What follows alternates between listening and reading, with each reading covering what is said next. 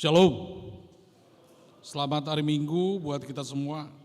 Sebelum kita memulai acara ibadah kebaktian kita di sore hari ini, mari kita ibadah teduh.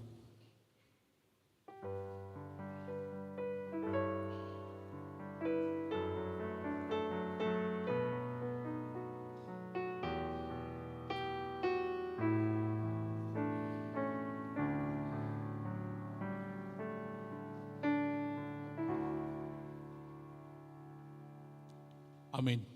Mari kita bernyanyi.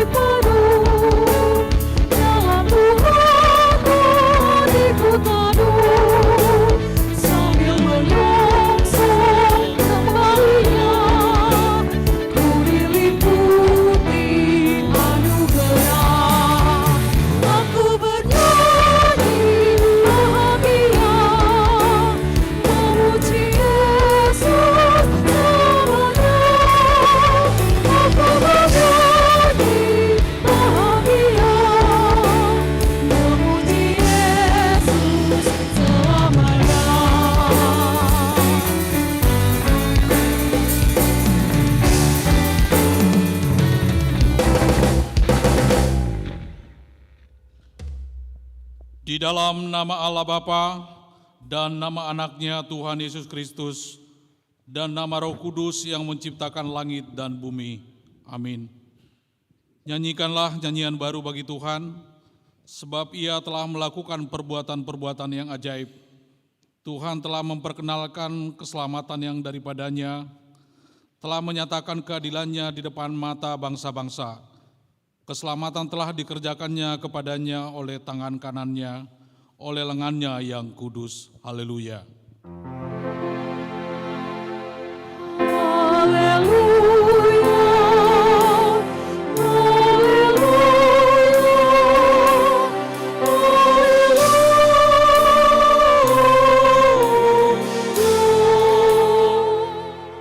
Kita berdoa. Ya Tuhan Allah yang Maha Pengasih, Firman-Mu mengatakan bahwa kami menderita dan mati bersama-sama dengan anak-Mu Yesus Kristus Tuhan kami, supaya kami bersama dengan Dia di dalam kemuliaan Ajarlah kami menuruti kehendak-Mu, teguh dalam iman serta penuh pengharapan akan kebangkitan dan kemuliaan yang kelak Tuhan berikan kepada orang yang percaya kepada-Mu. Amin.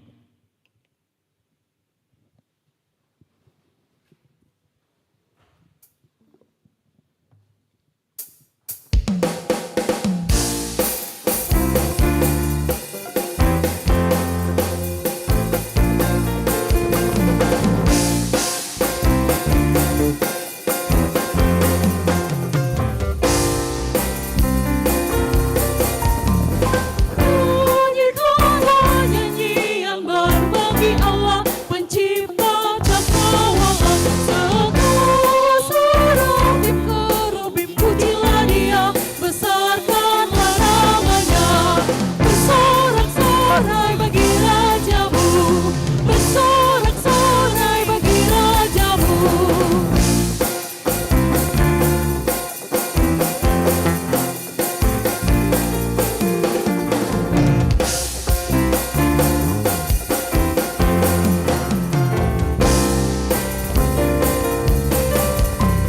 Puji Dia, wahai mentari, wahai bulan, sembahlah Dia terus. Dan wahai bintang-bintang terang yang kegelapan, muliakan Pencipta-Mu.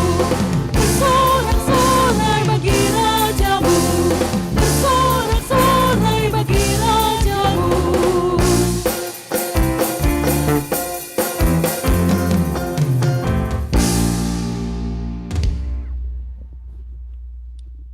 Dengarlah pengganti hukum Taurat yang diambil dari Mazmur 13 ayat 6. Demikian bunyinya.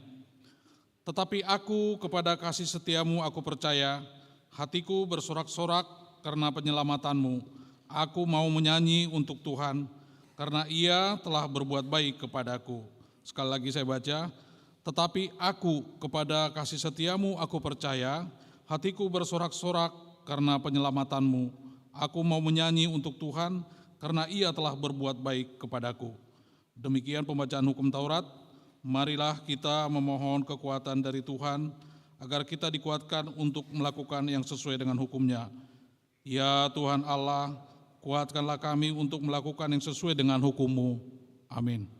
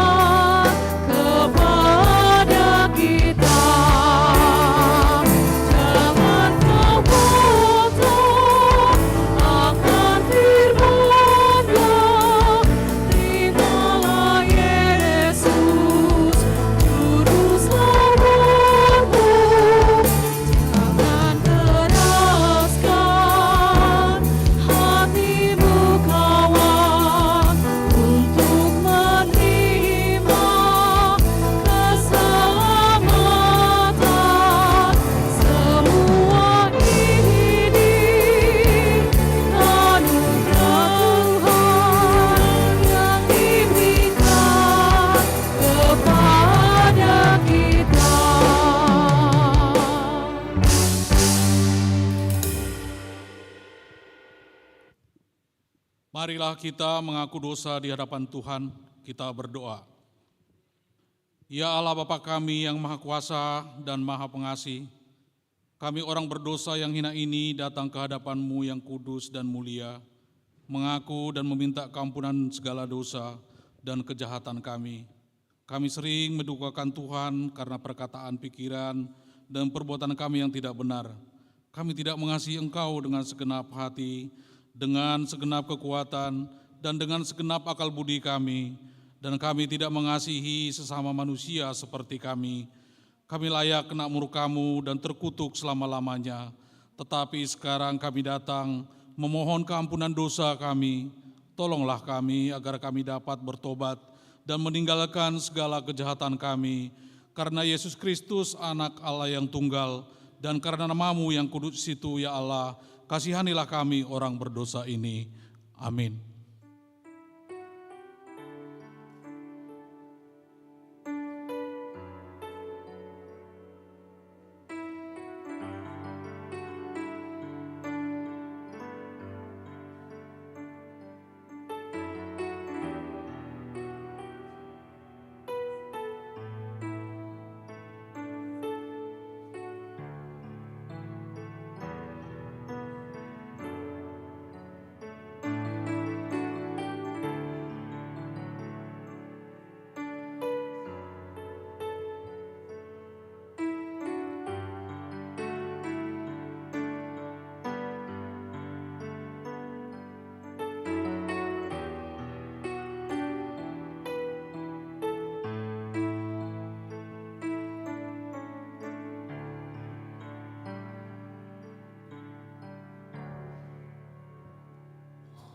Dengarlah janji Allah tentang pengampunan dosa.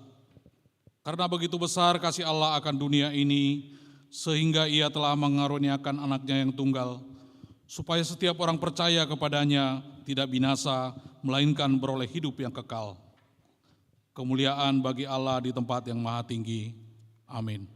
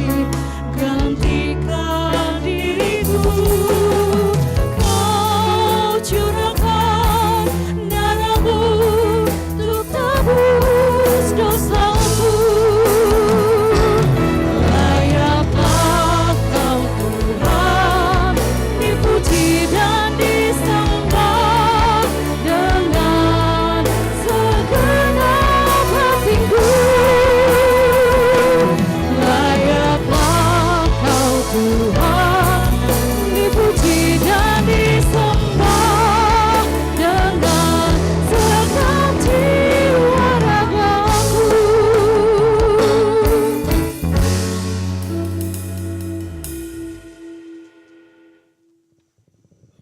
Marilah kita membaca epistel pada minggu ini yang diambil dari kitab Kolose 3 ayat 15 sampai 17.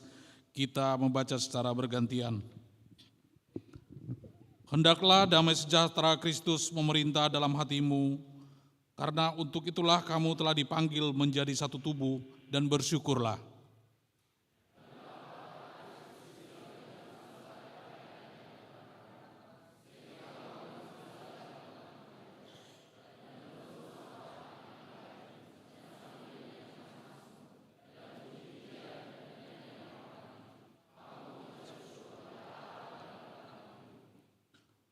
Dan segala sesuatu yang kamu lakukan dengan perkataan atau perbuatan, lakukanlah semuanya itu dalam nama Tuhan Yesus, sambil mengucap syukur oleh Dia kepada Allah Bapa kita.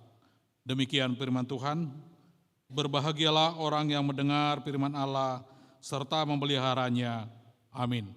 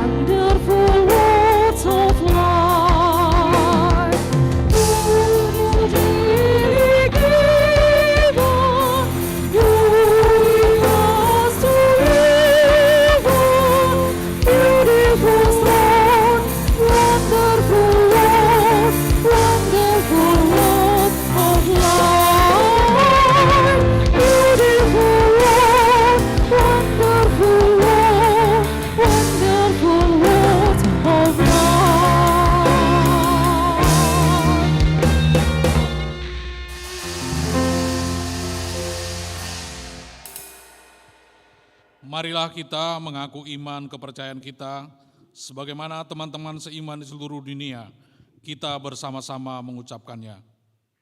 Aku percaya pada Allah, Bapa yang Maha Kuasa, Khalik langit dan bumi. Aku percaya kepada Yesus Kristus, Anaknya yang tunggal Tuhan kita, yang dikandung daripada Roh Kudus, lahir dari anak darah Maria, yang menderita sengsara di bawah pemerintahan Pontius Pilatus, disalibkan, mati dan dikuburkan, yang turun dalam kerajaan maut, pada hari yang ketiga bangkit pula dari antara orang mati, naik ke surga, duduk di sebelah kanan Allah, Bapa yang Maha Kuasa. Dari sana akan datang kelak untuk menghakimi orang yang hidup dan yang mati. Aku percaya kepada Roh Kudus dan adanya suatu gereja yang kudus dan am, persekutuan orang kudus, pengampunan dosa, kebangkitan daging, dan hidup yang kekal. Amin.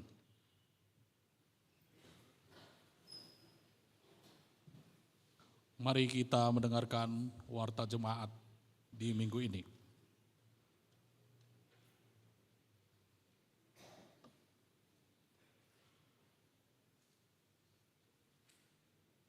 Warta Jemaat di HKBP Sutoyo Resort Sutoyo, Minggu 7 Mei 2023. Nama minggu kita adalah Minggu Kantate. Topik minggu, bernyanyilah bagi Tuhan hai segenap bumi. Kedua, anggota jemaat pindah. Mulai hari ini Minggu 7 Mei 2023 telah pindah keluarga Poltak Marulitua Silaban dan istri Rupini Junianti P. Boru Tampu Bolon beserta 3 orang anak pindah ke KBP Maduma Resort Agape Pangkalan Kerinci, Distrik 12 Riau. John Christopher Siadari dan istri Martina T. Boru Hutapea beserta 1 orang anak pindah ke KBP Candorandor Resort Parbubu Distrik 2 Silindung. Ketiga, pertukaran mimbar guru sekolah minggu. HKBP Distrik 8 DKI Jakarta mengadakan pertukaran mimbar guru-guru sekolah minggu. Guru sekolah minggu HKBP Resort Sutoyo akan melayani di HKBP Resort Jatinegara hari ini Minggu 7 Mei 2023. Sermon dilaksanakan Jumat 5 Mei 2023. Keempat, pertukaran pelayan firman Distrik 8 DKI Jakarta. Sesuai dengan program kerja Distrik 8 DKI Jakarta akan melaksanakan pertukaran pelayan firman pada Minggu 7 Mei 2023 di setiap ibadah. Setelah selesai kebaktian, kita memberikan partisipasi di depan pintu gereja untuk mendukung program Distrik 8 DKI Jakarta. Pendeta pelayan firman di HKBP Sutoyo, Pendeta Sihar Marpaung STH di ibadah jam 6 pagi dari HKBP Tebet. Pendeta John HT Hutagalung STH MM di ibadah jam 8.30 pagi dari HKBP Menteng Lama. Pendeta Golkaria Boru Nainggolan MTH di ibadah jam 11 dari HKBP Pulau Jahe. Pendeta Lucy M. Panggabian STH di ibadah jam 15 dari HKBP Srengseng Sawah. Pendeta Romario RP Sinaga MTH di ibadah jam 18 dari HKBP Diaspora. Pendeta HKBP Sutoyo melayani di Pendeta S. Tugatorop melayani di HKBP Mampang Prapatan. Ibadah jam 9.30 WIB. Pendeta RJD Simamora melayani di HKBP Taman Mini. Ibadah jam 10.30 WIB. Pendeta E. Ambarita melayani di HKBP Cijantung, ibadah jam 9.30 WIB.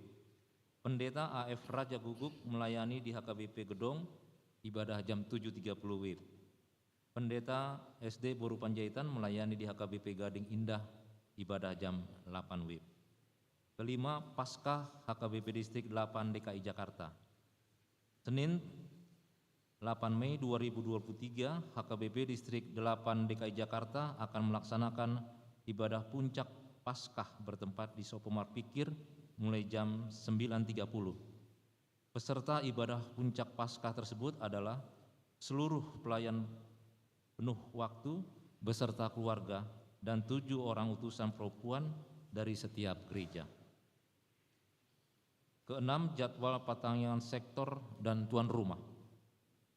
Di hari Kamis tanggal 11 Mei 2023, gereja kita akan melaksanakan pertanyaan sektor di rumah. 1. Keluarga Situa Ahapane Boru Simanjuntak, Jalan Kolonel Sutomo 1 RT 11 RW 7, masuk jam 19.30, Warung Gudeg.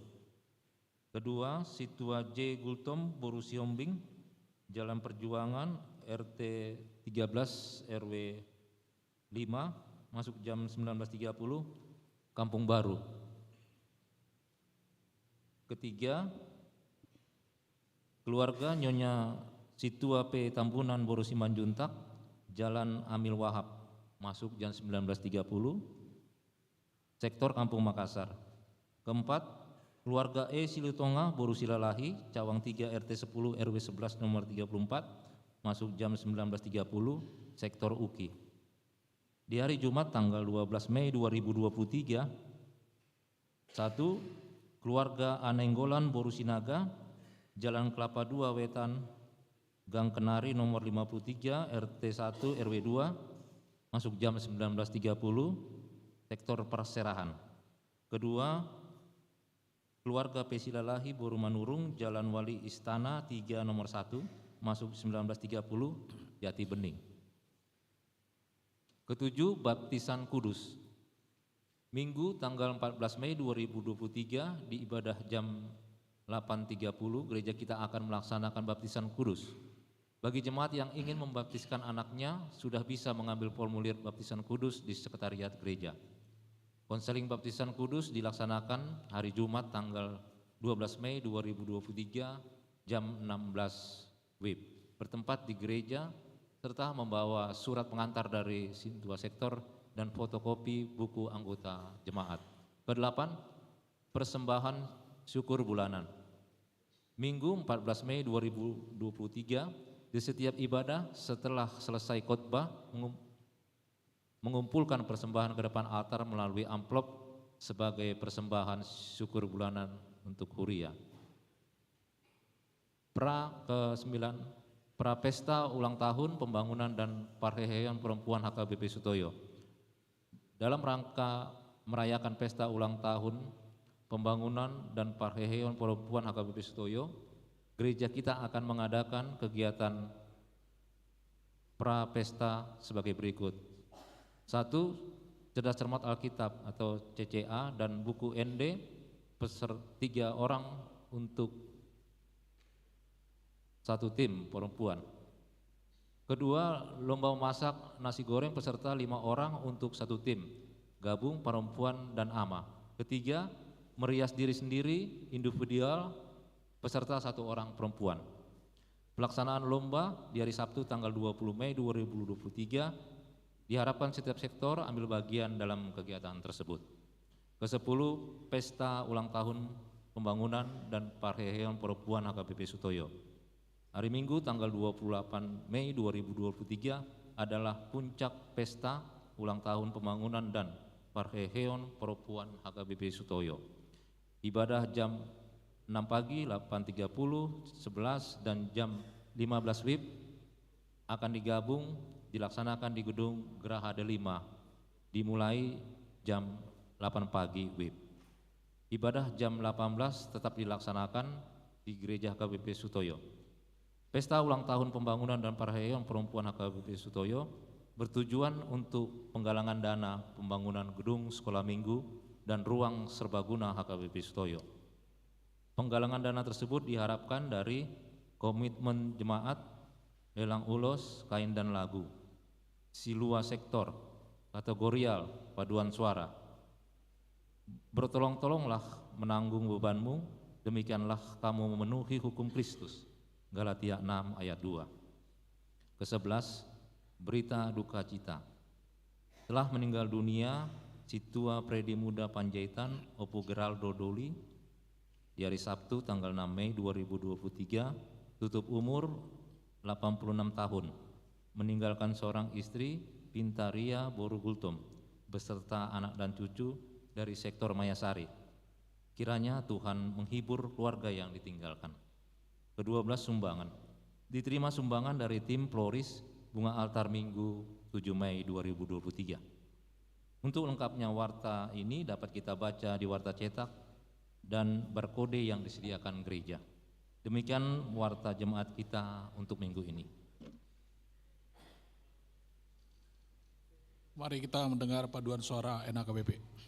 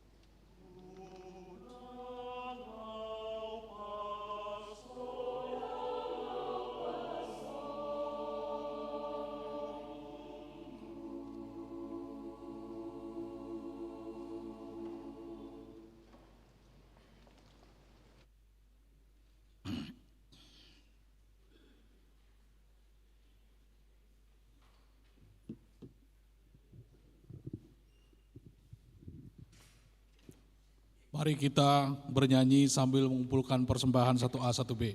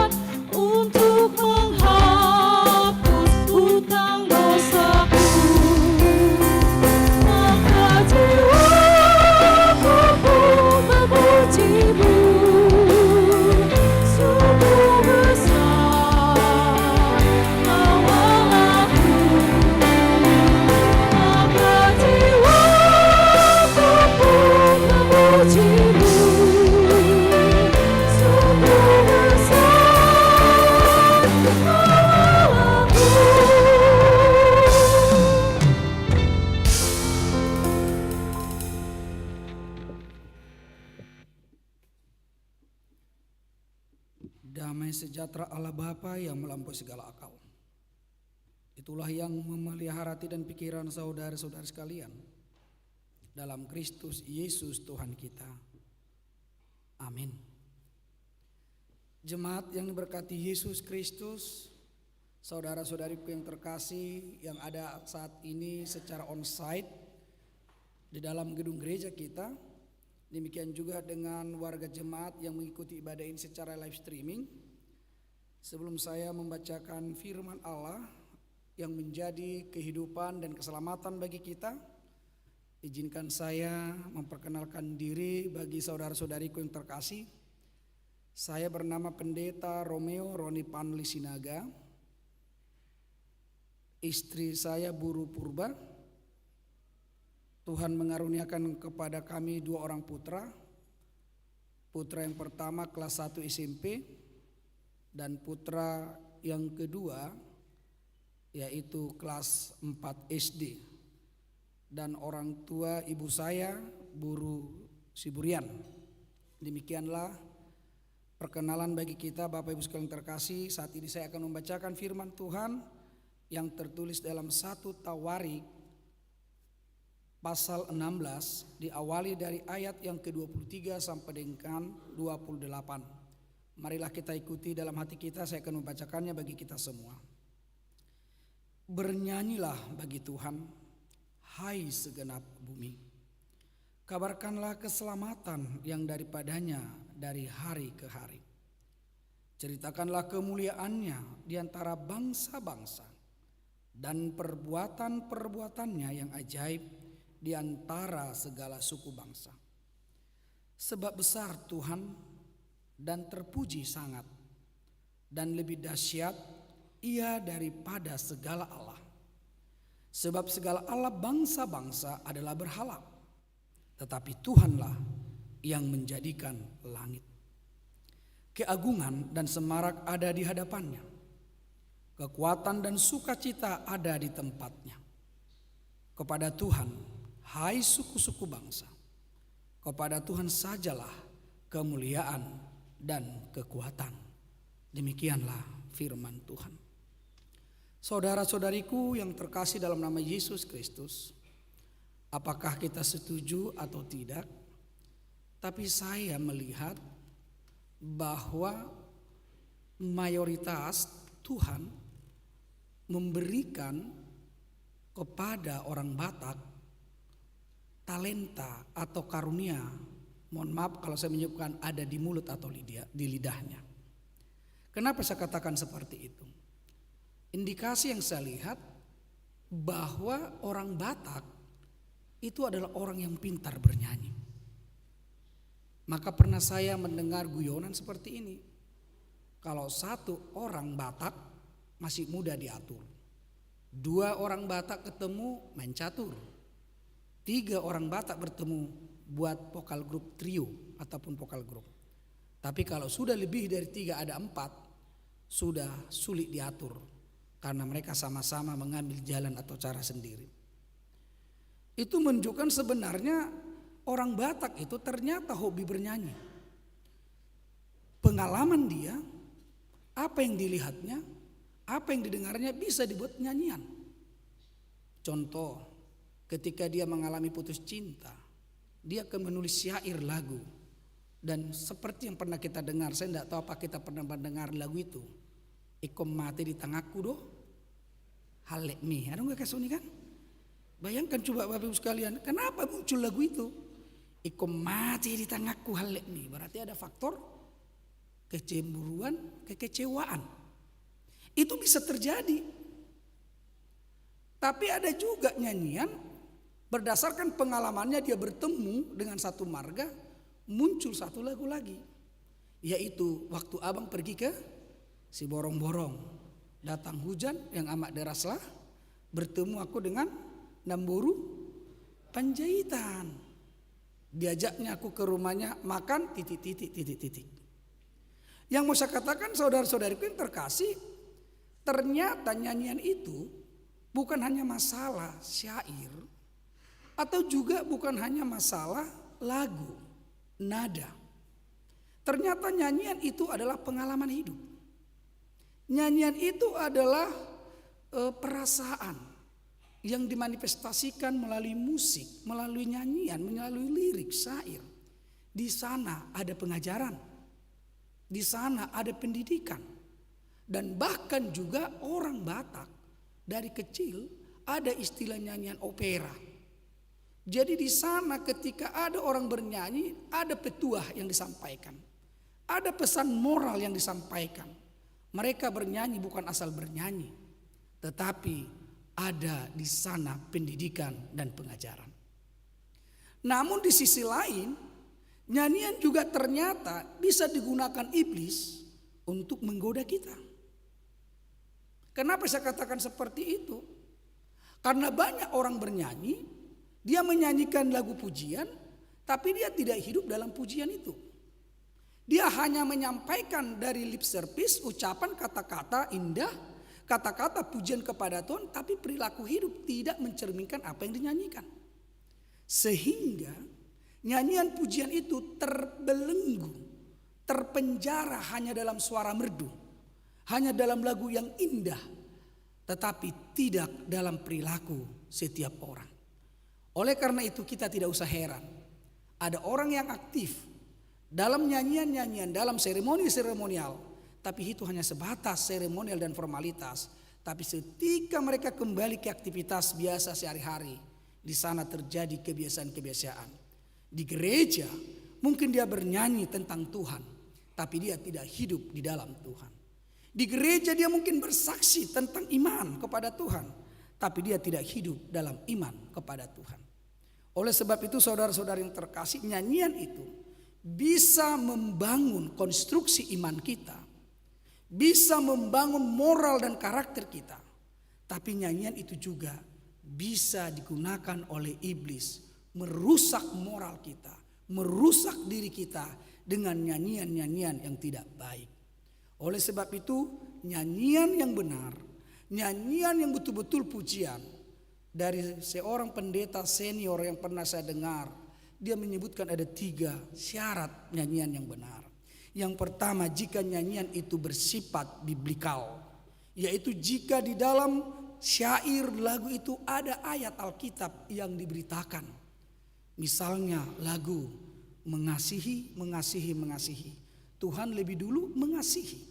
Ini menggambarkan bahwa mengasihi itu adalah inti dari iman Kristen, dan itu yang diajarkan oleh Yesus. Maka di sana dikatakan lagu yang bersifat biblikal itu adalah lagu yang berisi tentang firman Tuhan. Yang kedua, nyanyian itu apabila berisi yang namanya kesaksian atau konfesionis, yaitu kesaksian tentang Tuhan yang kita imani, kesaksian tentang kebesaran Tuhan, dan itu yang sering kita nyanyikan seperti Hodo Rajaku, Tuhan Yesus si Parman, Yesus ngoluni tondiku. Itu semua gambaran bahwa nyanyian pujian itu berisi kesaksian iman kita yang bersifat konfesionis. Kemudian yang ketiga, dia mengatakan bahwa nyanyian yang baik itu adalah jika enak didengar. Walaupun sebenarnya saya juga sulit menentukan bagaimana nyanyian enak yang didengar itu. Karena bisa saja relatif ya, di satu sisi ada orang sana suka dangdut ya, tapi mungkin orang lain gak suka lagu dangdutnya. Kemudian ada juga orang yang suka rock, ada suka jazz, sesuai dengan selera masing-masing. Tetapi dia mengatakan seperti ini, nyanyian yang enak didengar itu adalah ketika orang yang tidak pintar juga nyanyi, menyanyikan lagu itu, kita langsung mengalami chemistry gitu, langsung kontak. Di sana musik, kita ikut di sini bergoyang. Itu menunjukkan bahwa nyanyian itu mempunyai daya tarik. Nyanyian itu mampu mempengaruhi perasaan kita. Nyanyian itu bisa membawa kita kepada suasana kedamaian, ketenangan yang menghubungkan kita dengan Tuhan. Jadi keberhasilan nyanyian itu adalah jika orang yang mendengar nyanyian itu datang kepada Tuhan, bersyukur dan menyembah Tuhan. Itu Bapak Ibu sekalian yang terkasih. Oleh karena itu Bapak Ibu sekalian yang terkasih, sekarang mari kita lihat kenapa nats kita saat ini dalam Minggu Kantate, bernyanyilah bagi Tuhan hai segenap bumi. Dari sana bisa kita lihat ada persoalan ataupun ada yang menjadi pernyataan daripada nats ini 3 hal. Yang pertama, apa itu nyanyian? Yang kedua, mengapa kita diajak bernyanyi? Yang ketiga, bagaimana kita bernyanyi? Itu yang kita lihat di dalam nats kita. Nyanyian itu, kalau kita bisa melihat dalam nats ini, ternyata nyanyian itu adalah perkataan, ungkapan-ungkapan yang berangkat dari pengalaman iman bersama dengan Tuhan. Dan ungkapan itu disampaikan dengan nada, dengan melodi, ataupun yang disebut dengan lagu. Itu menjadi bagian daripada kehidupan yang tidak terpisahkan dari orang Kristen, dari umat yang percaya. Hal ini dialami oleh Raja Daud ketika dia berencana memindahkan tabut perjanjian. Yang pertama sekali itu ada di Kiryat Yearim. Kalau kita baca di di pasal 13 di Kiryat Yearim, di sana pada saat itu bangsa Palestina merampas tabut perjanjian. Tetapi ketika tabut perjanjian itu dirampas oleh Palestina karena memang itu bukan milik mereka, banyak malapetaka atau tulah terjadi di bangsa Palestina. Mereka tidak boleh sembarangan terhadap memperlakukan yang namanya tabut perjanjian itu. Sehingga bangsa Palestina mengembalikan, yaitu di Kiryat Yearim. Nah, pada saat itu Daud bersama dengan para pasukannya dari kaum Levi dan juga kaum Harun membawa ingin kembali ke Yerusalem, karena di Yerusalem Daud sudah menyediakan tempat tabut perjanjian itu yang disebut dengan Kemah Suci. Namun rencana pertama gagal karena seorang pengawal kereta yang membawa tabut perjanjian tanpa sengaja, yaitu yang bernama Usa, memegang tabut itu karena lembu yang membawa kereta itu tergelincir, sehingga dia memegang tabut itu dan Tuhan marah, menyambar. Karena di sana ada ketidakhati-hatian.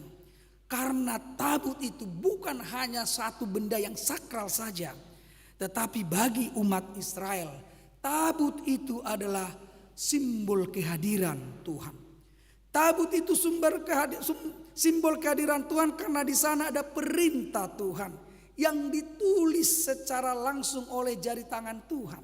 Oleh sebab itu mereka menganggap ketika melihat tabut perjanjian itu, melihat kedua loh batu yang ada dalam tabut itu, mereka sama seperti melihat Tuhan.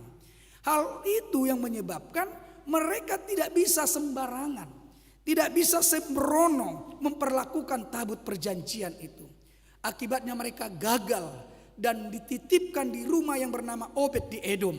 Itu bisa kita baca nanti di 1 Tawarik 15 berikutnya. Oleh karena itu Bapak Ibu sekalian terkasih, setelah 3 bulan tabut perjanjian itu di rumah Obed yang di Edom itu, kemudian Daud kembali ingin membawa itu. Tetapi ketika Daud membawa itu, Daud betul-betul mempersiapkan dengan matang. Yaitu ada 3 strategi yang kita lihat kalau di 1 Tawarik 15 itu. Dia pertama mengumpulkan semua umat Israel di Yerusalem untuk menyambut tabut perjanjian itu. Di sini simbolnya adalah umat Israel hadir untuk menyambut kedatangan Tuhan. Karena tabut itu adalah simbol kehadiran Tuhan. Yang kedua, dari umat Israel itu dikumpulkannya keturunan Harun, yaitu dari saudara Musa yang dipilih Tuhan menjadi imam. Dia dikumpulkannya, dan juga keturunan kaum Levi yang dipersiapkan untuk bertugas dalam bait suci ataupun di situ Kemah Suci. Semua orang yang ditugaskan membawa tabut perjanjian itu harus lebih dahulu diurapi, dikuduskan. Karena yang mereka bawa itu, yang mereka pikul itu adalah Allah dalam firman-Nya yang membawa umat Israel dari Mesir sampai ke tanah Kanaan. Oleh sebab itu saudara-saudari yang terkasih, kegiatan yang kedua ini, rencana Daud yang Kunin berhasil. Daud berhasil membawa ke Yerusalem, menempatkan tabut itu di kemah suci. Karena itu merupakan pekerjaan berat menurut Daud, dan itu bisa berhasil. Ada rasa sukacita besar dalam hati Daud, sehingga dia melihat bahwa ketika bait tabut suci atau tabut perjanjian hadir di kemah suci, maka Daud melihat Tuhan berkenan tinggal dan diam di tengah-tengah umat Israel. Tuhan membangun kerajaannya di Yerusalem. Tuhan menjadi raja di tengah-tengah umat Israel. Oleh sebab itu ada rasa percaya diri Daud ketika tabut itu sampai di Yerusalem. Rasa percaya diri itu menunjukkan bahwa tidak ada yang bisa mengalahkan kerajaan Daud. Bahkan Daud diakui sebagai satu-satunya raja pada masa Israel yang berhasil mempersatukan Israel Raya, memperluas wilayah Asia Timur Tengah pada saat itu. Oleh karena begitu besarnya kasih Tuhan kepada Daud, bukan karena prestasi Daud, bukan karena kehebatan Daud, tapi karena memang Tuhan itu berkenan untuk menggunakan Daud, membawa tabut itu dari rumah Obed yang di Edom tadi sampai ke Yerusalem. Di sanalah sukacita Daud yang tidak bisa ternilai dengan materi, tidak bisa dihitung. Sekalipun Daud dianggap sebagai raja yang paling berkuasa, Daud sebagai pribadi yang memiliki harta kekayaan yang berlimpah, tapi ketika diperhadapkan dengan kemuliaan Tuhan, Daud melihat itu tidak ada artinya, tidak ada gunanya. Dan itu juga bisa menjadi refleksi kita Bapak Ibu sekalian yang terkasih. Mungkin ketika kita menganggap saya mempunyai jabatan yang hebat, yang tinggi, ataupun mempunyai harta, sehingga suara saya lebih diakui di dalam gereja, saya harus dihormati. Tapi ketika kita bertemu dengan Tuhan, ketika kita bertemu dengan firman Tuhan, ketika kita bertemu dengan Kristus, semua itu tidak ada artinya, tidak ada gunanya. Karena Tuhan sedang memperkenankan kita menikmati itu, memiliki itu. Karena satu kapan saja pun Tuhan bisa saja mencabut itu dari kita. Oleh sebab itu saudara-saudari yang terkasih, karena keberhasilan ini merupakan pertolongan Tuhan, karena merupakan berkat Tuhan, maka Daud mengajak semua umat Israel. Itu sebabnya kalau kita baca nanti ini, nyanyian pujian Daud. Daud mengajak semua umat Israel bernyanyi. Karena di dalam nyanyian itu Daud bercerita. Yang pertama, dia bercerita tentang kebesaran Tuhan. Kebesaran Tuhan itu tidak diterima Daud ketika dia sudah menjadi raja. Tetapi kebesaran Tuhan itu sudah dialami Daud ketika dia masih kecil. Ketika dia dianggap tidak ada apa-apanya. Ketika dia hanya sebagai penggembala domba. Tetapi kasih Tuhan telah menghantarkan dia, mengangkat dia menjadi raja yang besar. From nothing to be anything. Dari yang tidak ada apa-apa menjadi segalanya bagi umat Israel. From zero to hero. Dari nol tapi menjadi pahlawan, menjadi raja bagi umat Israel. Bukankah itu yang menjadi patut disukacitakan oleh Daud? Karena dia selama ini mengandalkan Tuhan dalam perjalanan hidupnya. Bukankah selayaknya Daud bersyukur kemurahan Tuhan? Karena tanpa Tuhan dia akan menjadi hancur. Tidak ada bedanya dengan setitik debu. Dia tidak ada bedanya dengan debu tanah tanpa Tuhan. Tetapi ketika anugerah Tuhan itu diberikan kepada Daud, debu butir tanah itu mempunyai makna yang luar biasa. Mempunyai makna yang bisa kita katakan dihormati di tengah-tengah umat Israel. Ini juga bisa merefleksikan kepada diri kita saudara-saudariku yang terkasih. Mungkin orang atau dunia ini menganggap kita tidak ada gunanya. Mungkin orang lain memandang kita hina, memandang kita tidak ada artinya.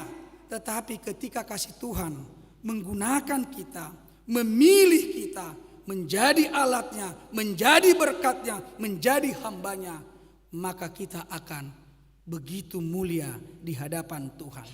Biarkan orang lain menganggapmu tidak ada apa-apa. Biarkan orang lain menganggapmu sebelah mata. Tapi ingatlah, kasih Tuhan telah menyelamatkanmu, menebusmu dari dosa dan kematian. Inilah kebesaran Tuhan yang diceritakan oleh Daud. Di dalam kebesaran Tuhan itu, ternyata Daud terpanggil memuji Tuhan itu tanpa dibatasi ruang dan waktu. Memuji Tuhan itu tidak bersifat temporer, yaitu hanya pada saat ibadah formal. Memuji Tuhan dan menyanyikan Tuhan itu tidak hanya dalam ungkapan kata-kata, tetapi totalitas hidup kita. Nyanyian yang kita lantunkan dengan syair dan lagu, haruslah itu termanifestasi dalam perilaku kehidupan kita sehari-hari. Itu sebabnya Bapak Ibu sekalian yang terkasih, jangan penjarakan nyanyian pujian itu hanya dalam ibadah seremonial. Jangan tenggelamkan Kristus yang kita imani itu dalam bingkai lagu yang merdu, dalam syair yang kita nyanyikan yang betul-betul luar biasa, tetapi kita tidak mengimaninya dan tidak melakukannya. Mengapa saya katakan seperti itu? Sering sekali banyak orang dalam istilah Hata Batak, nadila do parede, kan itu naik. Bayangkan Bapak Ibu sekalian yang terkasih, banyak orang bernyanyi, dia menyanyikan tentang Yesus, padahal imannya bukan Kristen. Hanya karena tuntutan ekonomi, hanya tuntutan profesi. Saya pernah mendengar ada seorang artis menyanyikan lagu Natal, tapi dia bukan Kristen.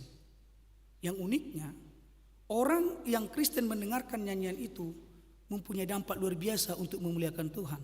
Tetapi bagi dia itu hanyalah syair, itu hanyalah nyanyian. Tapi dia itu tidak singgah dalam kehidupannya, hanya dalam mulut kata-kata, tapi tidak dalam kehidupan. Oleh sebab itu saudara yang terkasih, nyanyian baru bagi Tuhan tidak bisa kita fokuskan hanya dalam kata-kata. Nyanyian baru dalam arti kantate hai segenap bumi kepada Tuhan, kita tidak bisa lihat itu hanya sebatas musik yang indah. Tetapi itu adalah mencerminkan totalitas kehidupan kita.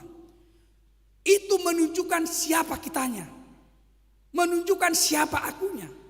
Ketika kita berkantate, maka yang dituntut di sana adalah nyanyian melalui kehidupan kita, nyanyian melalui perilaku kita, nyanyian melalui totalitas hidup kita. Oleh sebab itu, seseorang yang bernyanyi harus membangun bukan hanya emosi yang harus didorong, tetapi iman yang harus dikembangkan. Tidak hanya harus iman, tapi rasio juga harus dikembangkan. Karena banyak nyanyian-nyanyian termasuk nyanyian-nyanyian rohani yang saat ini kita dengar, itu banyak hanya membangun emosi kita, feeling kita, tetapi belum menyampai kepada kepada iman kita.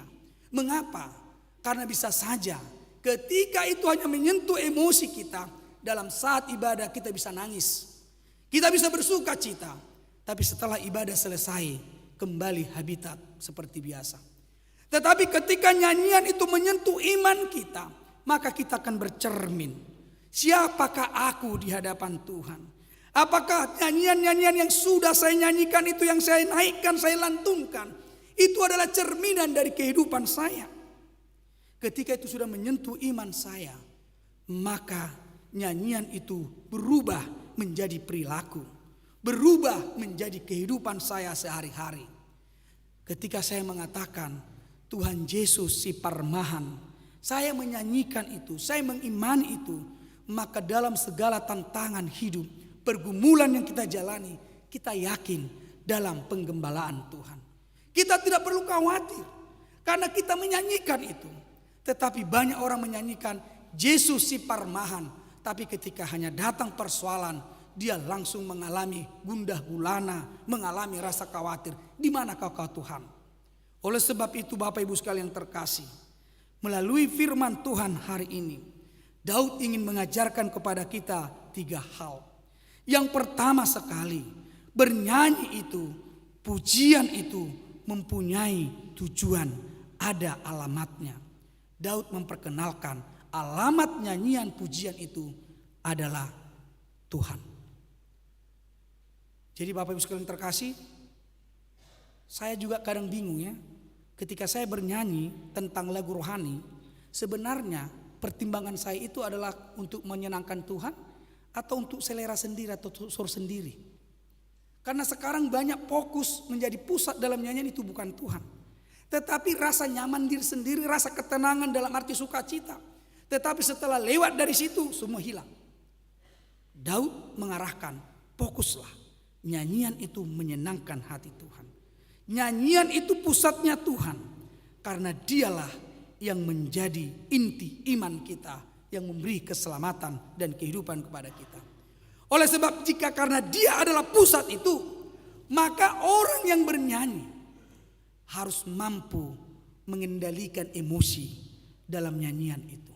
Maksud saya mengendalikan emosi seperti ini, dia harus tahu, karena banyak orang dengan musik yang begitu merdu, begitu indah, akhirnya dia membawa satu suasana, kalaupun kita katakan ketenangan batin, tetapi fokusnya kepada Tuhan itu jadi terpinggirkan. Karena yang menjadi pusat itu adalah orang yang bernyanyi. Bagus sekali inang itu bernyanyi, bagus sekali kor itu. Isi kata-katanya, kesaksian dari nyanyian itu jadi lupa. Kita sering gak sadar seperti itu. Bahkan festival-festival kor yang dilakukan, saya mungkin kita bisa bertanya, apakah isi nyanyian itu diresapi pendengar, atau hanya karena keindahan, kemerduan suara itu yang mereka dengar? Jangan-jangan festival-festival kor juga yang dilakukan, inti daripada kesaksian dari syair itu terlupakan, tapi orang-orang yang bernyanyi itu yang menjadi ditonjolkan. Itu yang saya katakan tadi, dengan nyanyian-nyanyian seperti itu, akhirnya kemuliaan Tuhan dipinggirkan, tetapi keakuan kita yang menonjol. Daud mengingatkan, fokuslah hanya kepada Tuhan. Yang kedua, Daud mengajar kita bahwa bernyanyi kepada Tuhan itu tidak bersifat sesaat saja, tidak bersifat temporer, tetapi seluruh waktu kita, totalitas kita menyanyikan nyanyian puji kepada Tuhan. Berarti itu menunjuk kepada perilaku kita, perbuatan kita, dan totalitas kehidupan kita. Dan yang ketiga, melalui firman Tuhan saat ini kita diajak berkantate. Di dalam nyanyian itu ada kesaksian. Kita bercerita tentang iman kita. Kita memberitahukan itu kepada para bangsa-bangsa lain yang tidak mengenal Kristus, dengan satu tujuan, supaya mereka juga percaya kepada Tuhan yang kita imani. Oleh sebab itu Bapak Ibu sekalian terkasih, bernyanyi bukan untuk hanya kesenangan diri kita, tetapi menaikkan nyanyian puji syukur adalah kesaksian bagi dunia ini, supaya dunia itu tahu betapa besarnya Tuhan kita, betapa kasihnya Tuhan kita, dan mereka terundang masuk ke dalam kasih Tuhan dan mendapatkan keselamatan itu. Yang menjadi pertanyaan untuk renungan kita masing-masing. Ketika Bapak Ibu terkasih saudara-saudariku, ketika kita bernyanyi, berapa jiwa yang sudah kamu selamatkan? Amin, kita berdoa. Puji dan syukur kami ucapkan kepadamu ya Tuhan. Kasih setiamu luar biasa memelihara hidup kami. Engkau mengajak kami menyanyikan nyanyian baru bagi Tuhan. Nyanyian baru yang tidak berpusat hanya kepada untayan kata-kata indah dan lagu yang merdu, tetapi nyanyian yang termanifestasi dalam perilaku, dalam kehidupan sehari-hari, sehingga orang yang mendengarkan nyanyian-nyanyian yang kami naikkan kepada Tuhan turut ambil bagian dalam sukacita yang mereka dengar dari kesaksian kami. Berkati Tuhan jemaat HKBP Sutoyo ini. Biarlah Tuhan nyanyian-nyanyian yang kami lantunkan, yang kami sampaikan, bukan nyanyian yang terpenjara hanya dalam ibadah-ibadah formal, nyanyian-nyanyian yang tenggelam dalam kemerduan-kemerduan suara. Tetapi nyanyian itu adalah totalitas kehidupan kami, perilaku kami, di mana kami bersaksi dan percaya Tuhanlah Allah, Tuhanlah Raja yang senantiasa memelihara kehidupan kami umat-Mu. Tuhan, pada kesempatan ini ke dalam tangan-Mu kami serahkan semua warga jemaat HKBP Sutoyo, khususnya bagi mereka yang sakit menahun, mereka yang senantiasa tidak pernah berhenti berharap kepada Tuhan. Biarlah di dalam sakit penyakit yang dialaminya itu juga dapat diubah mereka menjadi nyanyian syukur kepada Tuhan. Karena melalui sakit dan penyakit itu Engkau sedang mengajar mereka, membimbing mereka untuk tetap mengandalkan Tuhan dalam kehidupan mereka.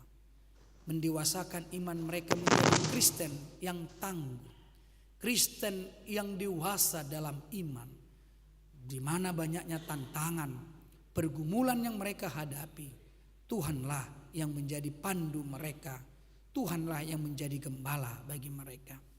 Ke dalam tangan-Mu kami serahkan saudara kami Hendrik Manurung, Nyonya Si Hombing Boru Purba, Rusmina Boru Huta Gaul, Las Maria Boru Nainggolan, Nyonya Sintua Manulang Boru Manung Kalit, Sintua FM Panjaitan, Jerihot Manulang, Nyonya Syanturi Boru Nababan, Nyonya Manalu Boru Simare-mare, Selamat Tambun, Nyonya Barimbing Boru Mangunsong, Sintua TH Panjaitan, Arifin Panjaitan, Nyonya Sitorus Erika Boru Siahan, Horas Siagian.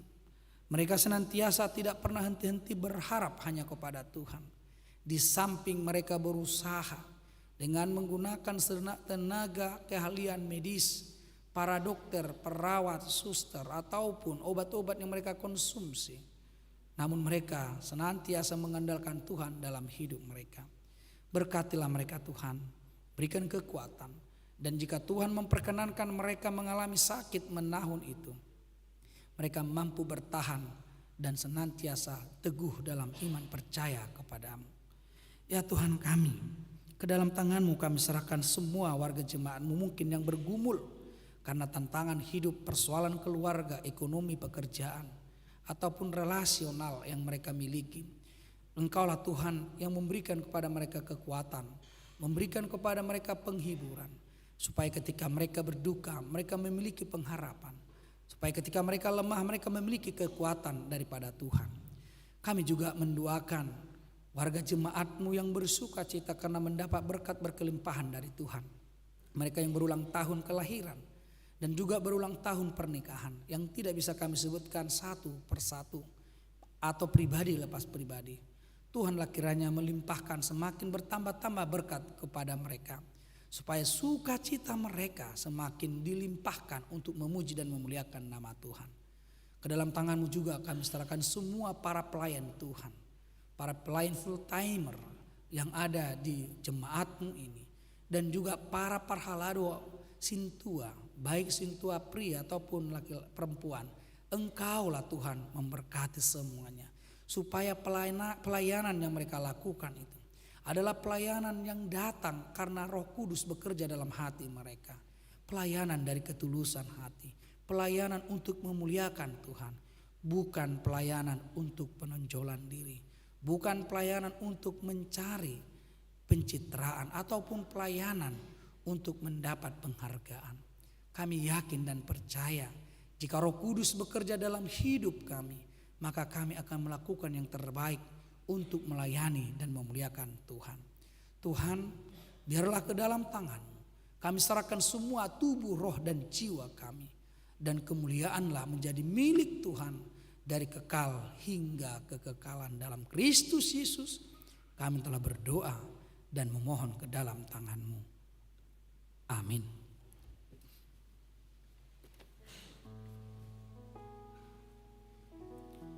Kita persiapkan persembahan kita bernyanyi dari buku suplemen nomor 12 ayat 1 dan selanjutnya.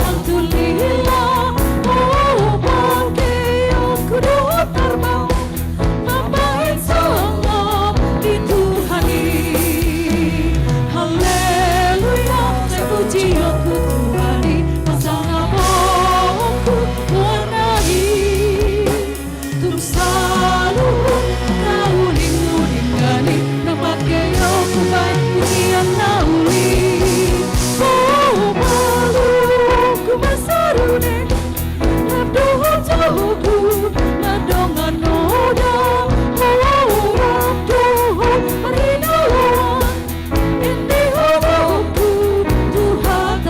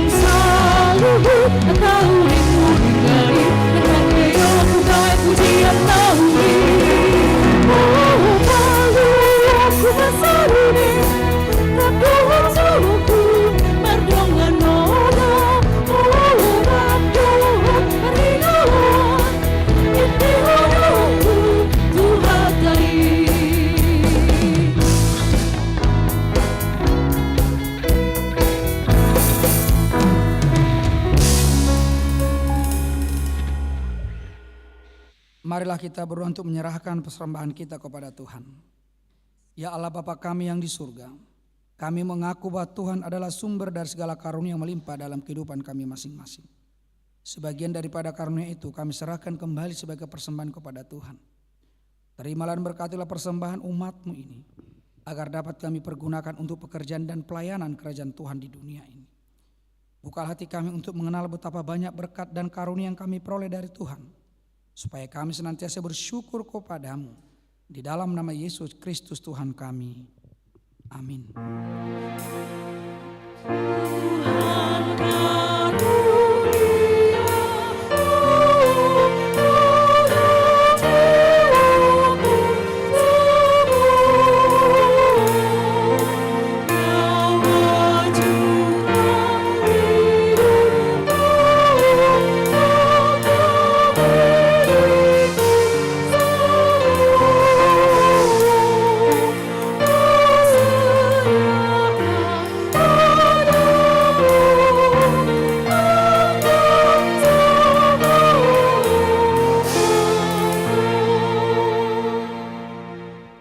Bapa kami yang di surga, dikuduskanlah nama-Mu, datanglah kerajaan-Mu, jadilah kehendak-Mu di bumi seperti di surga. Berikanlah kami pada hari ini makanan kami yang secukupnya, dan ampunilah kami akan kesalahan kami, seperti kami juga telah mengampuni orang yang bersalah kepada kami. Dan janganlah membawa kami ke dalam pencobaan, tetapi lepaskanlah kami daripada yang jahat.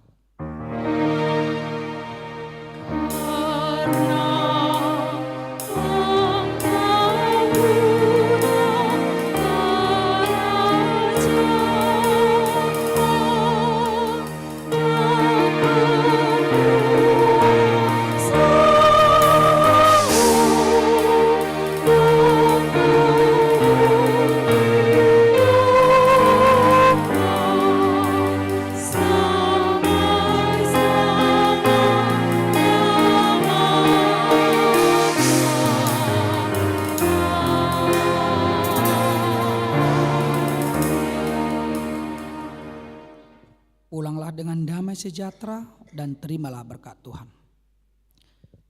Tuhan memberkati engkau dan melindungi engkau. Tuhan menyinari engkau dengan wajah-Nya dan memberi engkau kasih karunia. Tuhan menghadapkan wajah-Nya kepadamu dan memberi engkau damai sejahtera.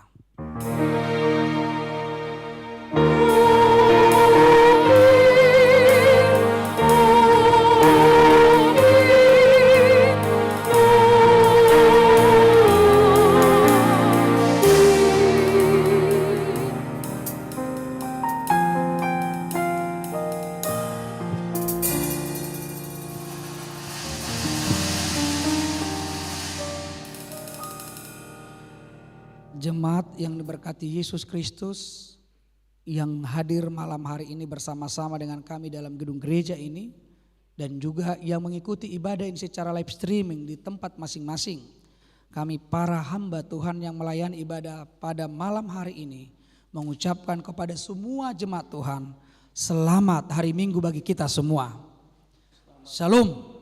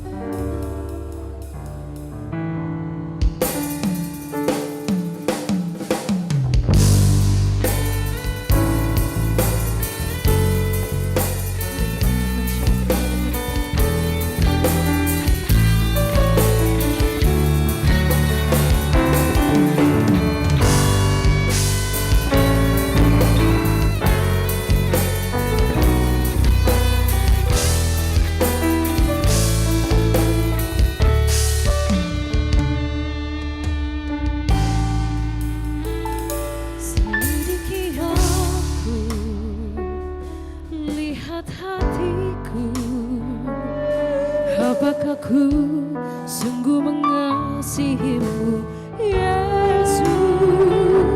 Kau yang Maha tahu dan menilai hidupku. Tak ada yang tersembunyi bagimu.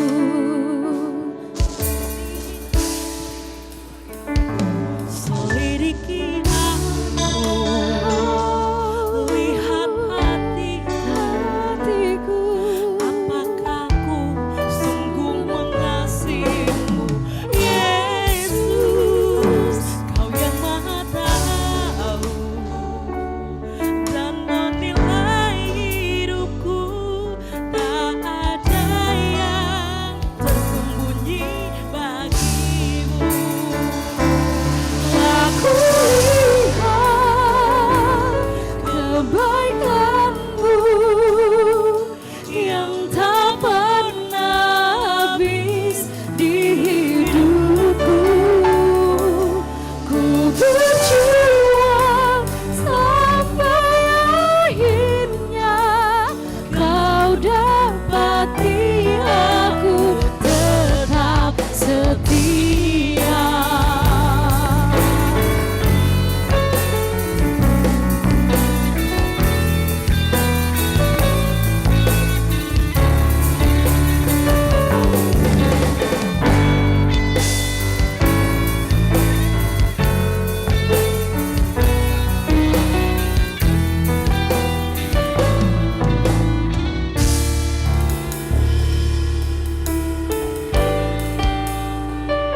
Selidiki aku, lihat hatiku.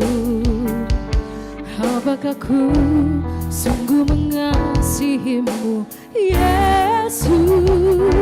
Kau yang Maha tahu